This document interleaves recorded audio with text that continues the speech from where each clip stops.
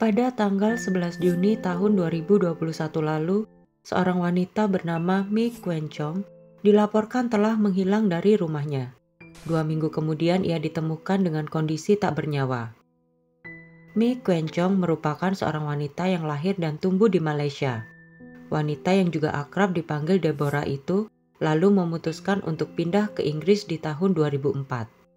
Ia tinggal di sebuah rumah 2 lantai di Chaplin Road di kawasan Wembley. Deborah diketahui merupakan seorang yang religius. Ia bahkan menjadi salah satu anggota jemaat rutin di sebuah gereja bernama Emmanuel Center Church yang berlokasi sekitar 10 km dari tempat tinggalnya. Meski begitu, Deborah tak pernah melewatkan ibadahnya. Deborah dikenal merupakan pribadi yang unik namun menyenangkan. Tak jarang ia mengunjungi rumah para tetangga dekatnya untuk sekedar mengobrol tentang berbagai hal. Tentu sosok Deborah yang menyenangkan itu membuat ia mempunyai banyak kenalan dari berbagai profesi. Sampai beberapa tahun kemudian kehidupan ekstrovert Deborah itu masih berjalan dengan baik. Namun di balik wanita yang murah senyum itu, ternyata Deborah diketahui mempunyai masalah dengan kesehatan mentalnya. Ia diketahui sempat didiagnosa telah mengidap paranoid schizophrenia dan juga tingkat stres yang akut. Rupanya menjadi salah satu jemaat yang aktif di gereja membantu proses penyembuhan kesehatan mentalnya itu. Seperti diketahui, Deborah tak memiliki keluarga dekat yang tinggal di Inggris. Semua keluarganya berada di Malaysia. Ia pun menceritakan kondisinya ke beberapa teman dekatnya. Salah satunya adalah seorang wanita yang bernama Gemma Mitchell. Gemma Mitchell lahir dan tumbuh di Australia. Ia pindah ke Inggris bersama adik dan ibunya setelah orang tuanya bercerai di tahun 2004. Gemma menempuh pendidikan di King's College London untuk belajar mengenai ilmu pengetahuan tubuh manusia atau yang juga disebut sebagai osteopati. Di sini Gemma belajar tentang eksperimen terhadap anatomi tubuh. Tentunya Gemma juga mendapatkan ilmu bedah yang baik dan benar. Karena kemahirannya dalam bidang ini, ia pun sempat mendapatkan sebuah penghargaan bernama Hamilton Prize for Anatomical Excellence dan selanjutnya lulus dengan nilai terbaik. Meski begitu, diketahui Gemma tak bisa bekerja sebagai osteopati karena ia tak mendapatkan izin dari pemerintahan Inggris. Hal itu membuat Gemma menganggur. Hidupnya terselamatkan karena Gemma merupakan seorang anak dari keluarga yang kaya raya. Rumahnya yang berada di London diperkirakan seharga 4 juta pound sterling. Namun menjadi berkecukupan tanpa bekerja membuat Gemma merasa down. Ia kemudian mencoba mencari ketenangan hatinya dengan lebih mendekatkan diri kepada Tuhan. Saat itulah ia menjadi lebih rajin untuk menghadiri ibadah di gereja. Tak membutuhkan waktu lama, akhirnya di tahun 2020, Gemma dan Deborah pun berkenalan karena sama-sama menjadi jemaat di gereja. Mereka pun menjadi semakin dekat. Selanjutnya Gemma juga menawarkan dirinya untuk menjadi seorang penasehat spiritual dan mental dari Deborah yang saat itu bermasalah dengan mentalnya. Namun rupanya kedekatan mereka berdua tak serta-merta membuat kondisi mental dari Deborah membaik. Mental Deborah diketahui malah menjadi lebih buruk dari waktu ke waktu. Ia juga menjadi pribadi yang lebih rentan dan sangat mudah panik. Di bulan-bulan berikutnya, Deborah menjadi terobsesi kepada sosok Pangeran Charles dan Boris Johnson. Kondisi ini juga disebut dengan parasosial, yaitu di mana seseorang mulai berkhayal dan mengaku telah mempunyai hubungan dengan sosok terkenal dalam hidupnya. Ia percaya bisa berbicara dengan Pangeran Charles melalui video YouTube-nya. Deborah juga pernah sampai menyiapkan sebuah pesta seakan-akan Pangeran Charles dan Boris Johnson akan menghadirinya. Ia diketahui juga terus mengirimkan surat kepada sosok idolanya itu. Karena kondisinya yang semakin buruk, akhirnya ia dirujuk ke sebuah fasilitas kesehatan mental di Inggris. Setelah 2 minggu dirawat, Deborah pun diizinkan keluar dari fasilitas tersebut. Namun ia diwajibkan untuk meminum obat agar kondisinya terus membaik. Hidup Deborah diketahui berangsur normal saat itu. Ia juga bisa menjalani rutinitasnya dengan baik. Saat itu Deborah mulai menatap masa depan yang cerah. Namun di tanggal 11 Juni 2021, ia tiba-tiba menghilang. Pihak kepolisian mendapatkan laporan hilangnya Deborah dari beberapa teman dekatnya. Hilangnya Deborah menjadi misterius karena beberapa hari sebelumnya, ia sempat tertangkap kamera CCTV berjalan sendiri di pinggir jalan. Beberapa orang terdekat dari Deborah menjadi semakin panik karena mengingat kondisi mentalnya yang masih dalam masa pemulihan. Namun tidak dengan Gemma. Ia saat itu mengatakan bahwa Deborah telah pulang ke Malaysia untuk menghabiskan waktu bersama keluarganya.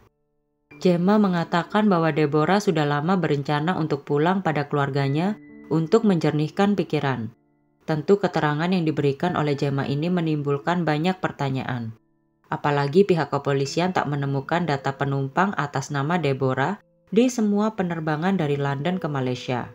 Ditambah lagi tak terlihat Deborah meninggalkan rumahnya saat itu. Meski sudah melakukan pencarian, pihak kepolisian masih menemukan jalan buntu. Namun 16 hari kemudian, mereka menemukan hal yang mengerikan. Di tanggal 27 Juni 2021, di sebuah kota kecil bernama Salcombe, seorang wanita yang sedang berjalan dengan keluarganya dikejutkan dengan penemuan jasad wanita dengan kondisi membusuk. Ia menemukan jasad tersebut dengan kondisi tanpa kepala. Wanita itu langsung melaporkan penemuannya kepada pihak berwajib. Kepolisian dan forensik yang tiba di lokasi menemukan kartu anggota gereja dan sebuah Injil di jasad tersebut. Jasad itu merupakan Mi Kuen Chong atau Deborah. Forensik juga menemukan beberapa luka bekas kekerasan pada tubuh jasad Deborah. Mereka memperkirakan Deborah sudah meninggal sekitar 2 minggu sebelumnya. Hal itu mengkonfirmasi dari jangka waktu pertama laporan hilangnya Deborah. Kepolisian pun langsung berusaha mencari si pembunuh.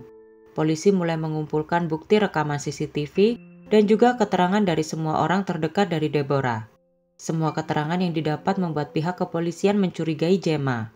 Gemma adalah orang yang sering ditemui oleh Deborah karena ia merupakan penasehat mentalnya. Teman Deborah juga mengatakan bahwa Gemma sempat mengatakan bahwa ia dan Tuhan sedang berusaha menyembuhkan Deborah. Kedekatan Deborah dan Gemma diketahui sempat longgar tepat 1 minggu sebelum hilangnya Deborah. Diketahui Deborah dan Gemma sempat bertengkar karena masalah uang. Gemma saat itu dalam kondisi ekonomi yang jatuh. Rumah keluarganya yang bernilai jutaan pound sterling itu diketahui sudah semakin tak terawat. Oleh karena itu ia berusaha untuk memperbaiki tempat tinggalnya itu. Di kondisi Gemma yang tidak bekerja, tentu memperbaiki rumah merupakan hal yang mustahil dilakukan. Saat itulah Gemma mencoba meminjam uang kepada Deborah. Deborah sempat menyanggupi akan meminjamkan uang kepada Gemma. Namun hal itu tak terrealisasi. Deborah lalu menyarankan agar Gemma menjual rumahnya saja, agar ia dan keluarga dapat memberi rumah yang lebih kecil dan layak untuk ditinggali. Deborah kemudian juga mengatakan bahwa memperbaiki rumah akan menelan biaya yang sangat besar. Walau begitu, semakin hari Gemma malah semakin agresif dan terkesan memaksa Deborah untuk meminjamkannya uang. Sampai akhirnya di tanggal 8 Juni 2021, Deborah sudah sampai batasnya. Ia kemudian mengirimkan pesan kepada Gemma yang berisi, "Sebelum kamu menjual rumahmu, aku tak mau lagi kamu datang ke rumahku. Aku sangat merasa stres." Dan 3 hari setelah itu Deborah pun menghilang. Di tanggal 11 Juni 2021 pukul 6.15 pagi, Gemma terlihat dalam rekaman CCTV meninggalkan rumahnya dengan membawa tas dan sebuah koper. Saat itu Gemma juga terlihat memakai topi. Di jam 6.40 pagi, Gemma terlihat sudah mengganti bajunya serta memakai masker. Namun di sini tak terlihat tas ranselnya. Di jam 7.56 pagi, Gemma kembali terlihat mempercepat jalannya dan tetap dengan kopernya. 4 jam kemudian atau lebih tepatnya jam 12.59 siang, ia terlihat membawa 2 buah koper secara bersamaan.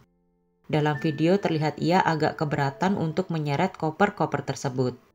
Di saat itulah disinyalir ia sedang membawa tubuh Deborah serta barang-barang miliknya.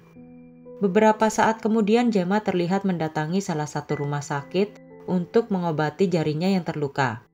Ia mengatakan jarinya bisa terluka karena terjepit pintu di rumahnya. Untuk menutupi perbuatannya, Gemma juga mengirimkan pesan WhatsApp kepada teman serumah Deborah bahwa ia telah pulang ke Malaysia untuk mengunjungi keluarganya. Pada pagi hari tanggal 26 Juli 2021, ia terlihat memasukkan sebuah koper ke dalam mobil yang telah ia sewa sebelumnya. Ia kemudian menuju kota Salcombe. untuk membuang jasad dari Deborah. Setelah kurang lebih 40 menit kemudian, ia terlihat kembali ke London dan mengembalikan mobil sewaannya. Sementara itu pihak kepolisian berhasil menemukan kepala Deborah 5 hari setelah penemuan tubuhnya. Setelah memiliki bukti yang cukup, pihak kepolisian langsung menangkap Gemma di tengah malam di rumahnya. Gemma Mitchell pun ditahan atas tuduhan pembunuhan Deborah. Pada sidang awal di tanggal 11 Oktober 2022, Gemma masih menyangkal telah membunuh Deborah. Ia dan pengacaranya beralasan tak ada bukti konkret yang memperlihatkan Gemma memasukkan tubuh Deborah ke dalam koper tersebut. Namun luka di dalam tengkoraknya ditengarai karena luka benturan keras yang tentu tak mungkin Deborah sendiri yang melakukannya. Akhirnya di tanggal 27 Oktober 2022, Gemma Mitchell divonis bersalah atas pembunuhan Mi Kuen Chong dan divonis hukuman selama 34 tahun penjara. Motif pembunuhan itu adalah karena uang guna memperbaiki rumah Gemma. Gemma berhak bebas bersyarat di tahun 2055 nanti. Terima kasih telah menonton video kami. Jangan lupa like, komen, dan subscribe YouTube channel House.